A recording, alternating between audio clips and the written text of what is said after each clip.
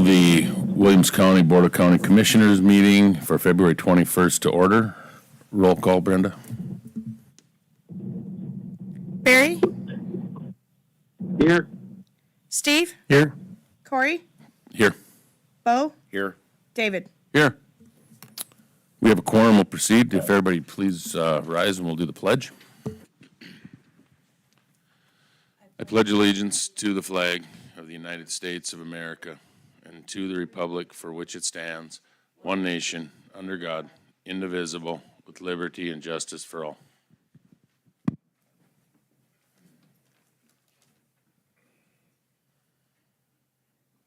Okay, everybody's got the consent agenda and hopefully had time to review it. What are the wishes? Move to approve. We have a motion. Is there a second?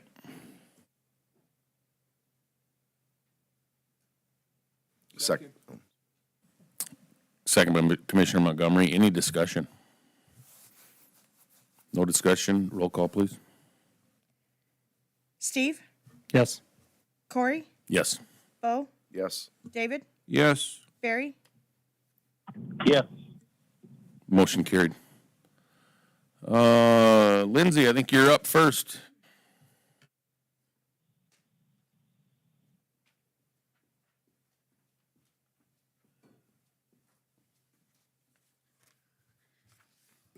Good morning. So today I bring to you a proposal for a partnership with the City of Williston for contributing to the STAR Fund to leverage some of the financing programs that they had. During budget time and the grant program formulation time, we had talked about this as a little bit as a creative way to extend funding opportunities for projects in the community. As you may be aware, the STAR Fund through the City of Williston has access to FlexPace and PACE financing programs. So in an effort to not duplicate those or compete against them, this would be a way to contribute funds for specific projects. The two specific projects listed on the information I provided you is one is behavioral health. So there'd be a certain dollar amount allocated to specifically behavioral health programs or projects, and then specific dollars allocated towards commercial or industrial developments located within the city's ETJ or adjacent to it. I outlined a little bit of a process that would be open for discussion in terms of how that would work, but essentially it would follow the normal STAR Fund application process. The city would be, the county would be part of the application review and input process. So today, here to answer any questions you may have, changes that you would want to see made to what this proposal would look like. Otherwise, seeking your approval to move forth with formulating a joint powers agreement with the city and getting their approval to solidify moving forward.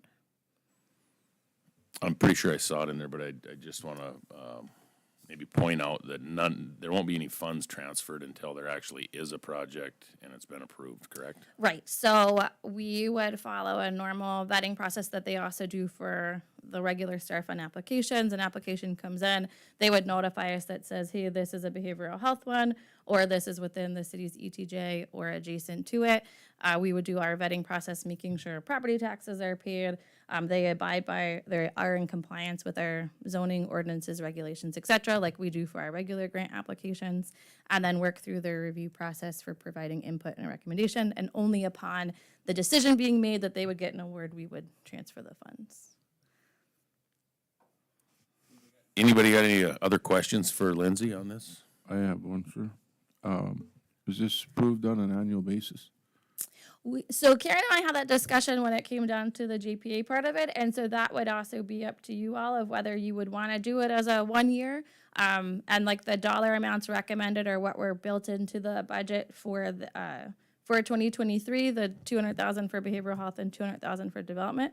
So you could do it as a single year if you want. Or you could do the transfer amounts as a single year, and then the agreement to participate in the program could be a longer term, but then each year, each budget cycle, you could select the dollar amount to contribute. But that would be your decision as a board. I guess it would be of my opinion that it would be on an annual basis, so we don't tie the hands of future commissioners, I guess. Don't get me wrong, I don't have a problem with it, but I just keep it on the annual basis, then It gets approved every year. I just had I mean, maybe it's a really dumb idea, but I've had those before. What if we did 2 years so they could plan it out, and when we're not tying another board's hands, because that would be on election basis? Just a thought that it might give economic development a little more leeway as far as reaching out a little bit. I don't know. I mean, Steve, you know a lot more about that department than I do, because I agree. I mean, I don't want to tie another board's hands by any means. I actually would look for feedback from you, Lindsay. What are your thoughts with the 2-year over a 1 year? I mean, I'm just, in my mind, I'm thinking of projects that might spill over or be in between, or I don't know, maybe there is some merit to that, I don't know. Well, I mean, ultimately, each budget year, each budget cycle, you would want to set your amount for that following year. And so really, I don't necessarily know if it matters for the term of the agreement itself, because typically Karen will write in any way you can end it if you don't want to continue it. I think from a planning cycle, you're going to be doing it if each budget year, if you do it anyway, they would know for the next year. So these dollars would be for this year. July, you plan for next year. So if this July you decide you don't want to do it for next year, then you could decide at that time. But the term of the agreement, I don't know if that, it would matter more of whether it automatically renews or not, right? Yeah. Okay. I don't know. Does that make sense?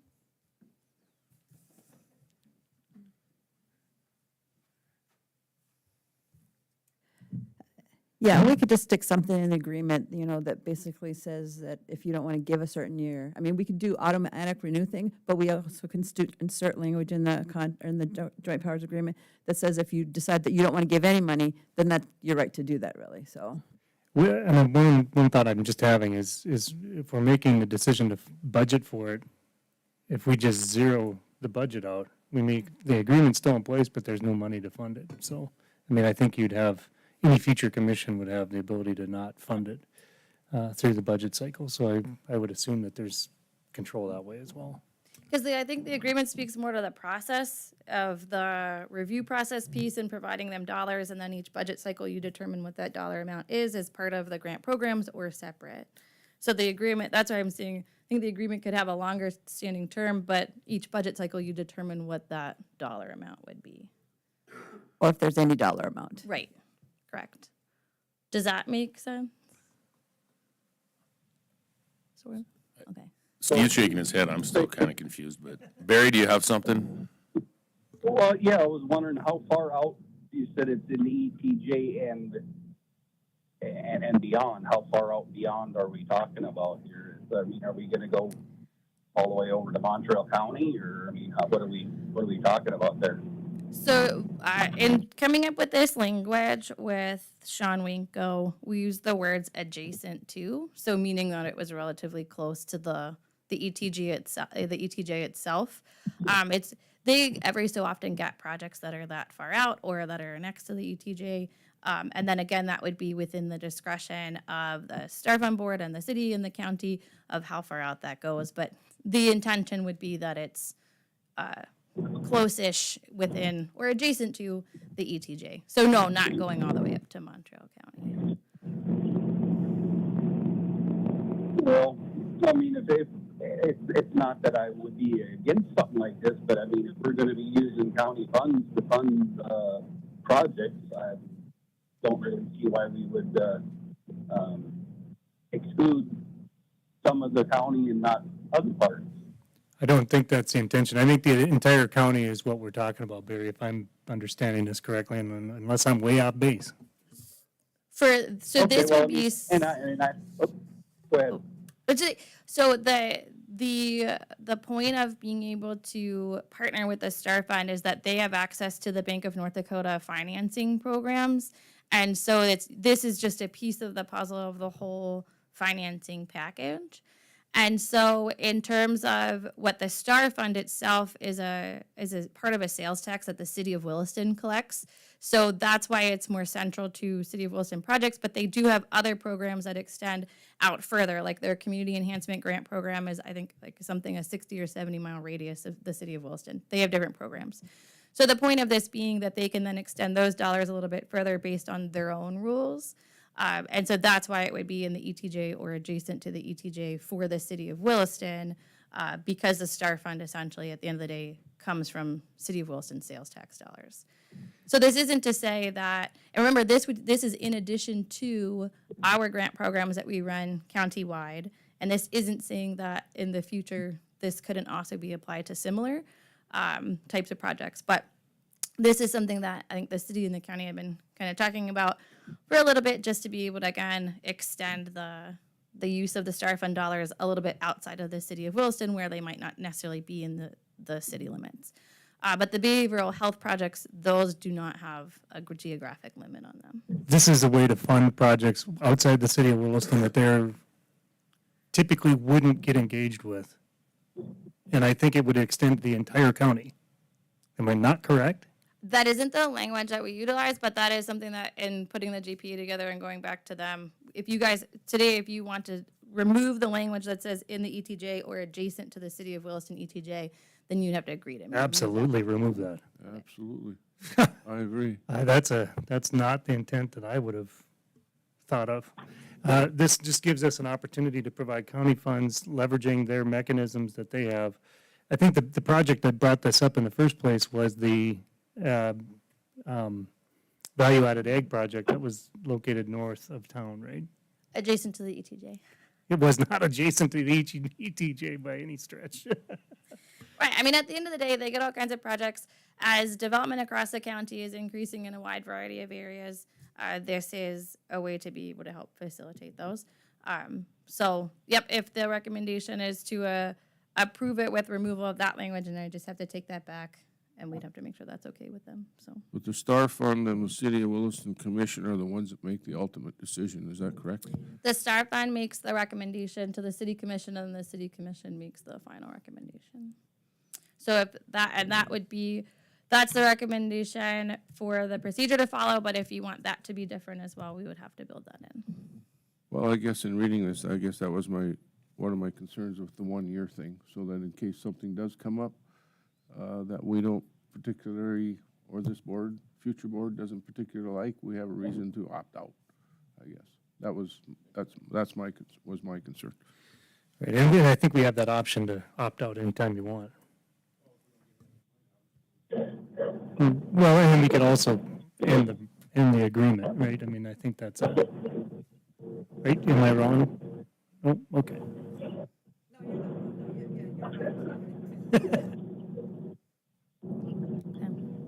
Okay, so, I guess the question is, what are the wishes? So you could approve it with alterations and authorize chairman to sign a JPA, or you could authorize approval with changes, we iterate back with the city, and I come back again. Up to you. Wouldn't we Or need to bring you the say you JPA don't wanna do back it. to review that? I mean, we're not gonna, I don't feel we should approve it and authorize the chairman to sign the JPA. That's gotta come back so we can see it. Okay. Come back from the city? Well, Or just before I wanna sign see it, it I would back. like Before the the board, board? I would like the Yep. board to review it. Yeah. Okay, all right.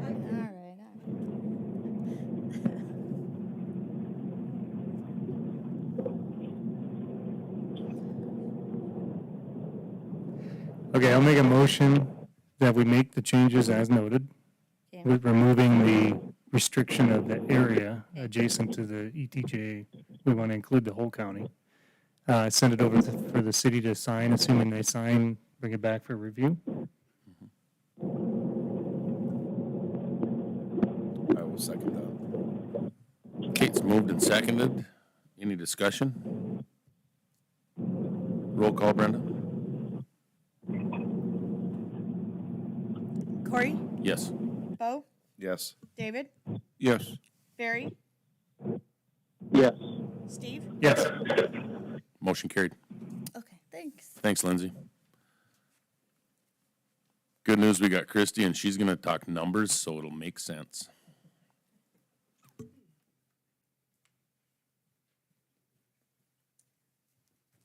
No numbers. Good morning. I'm bringing a proposal to you today to purchase software that will help us write our annual financial report. Our annual financial report is what comes in the audit. Currently, Eide Bailey is writing that. We're getting a finding because they're writing that. That's considered a risk. So I went looking for a software, found this TRS software on the Government Finance Officer's website, did some research, called Eide Bailey, talked to them, had a demo of the software, talked to a county in Minnesota that's using it, and I talked to a county in Kansas that is using it. Both of those offices are about the same size finance department staff as we have.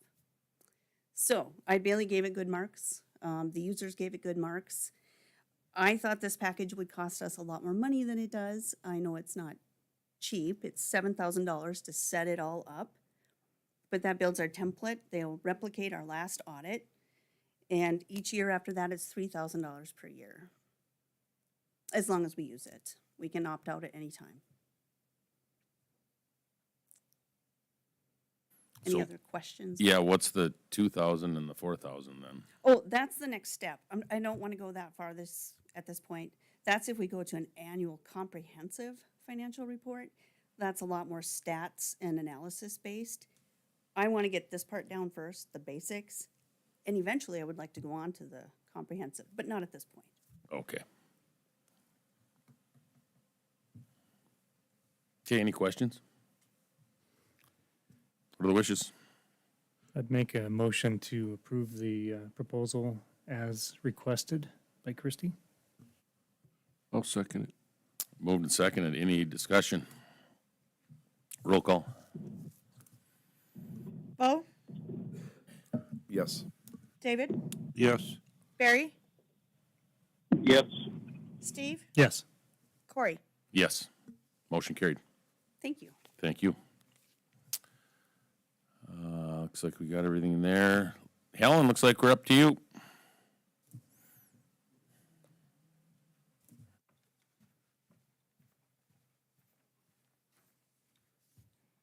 morning. So you see the list in front of you. We are looking to fill a couple corrections officer positions, and we're doing some there's an internal transfer that is actually filling the property and evidence technician, but it's an extra position, and we do need your permission to proceed with that, and then a youth care attendant position.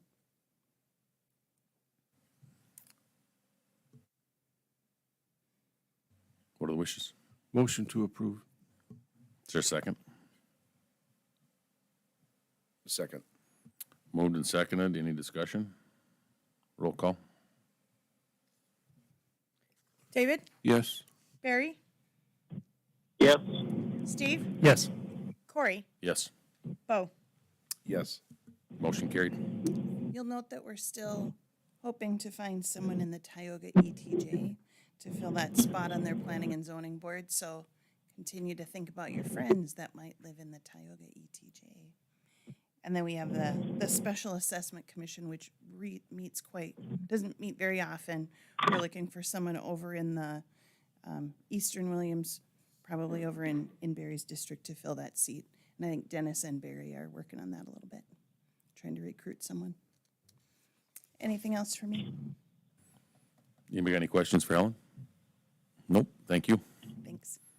That brings us to item F is adjournment. So that will be it for the commission meeting on February 21st.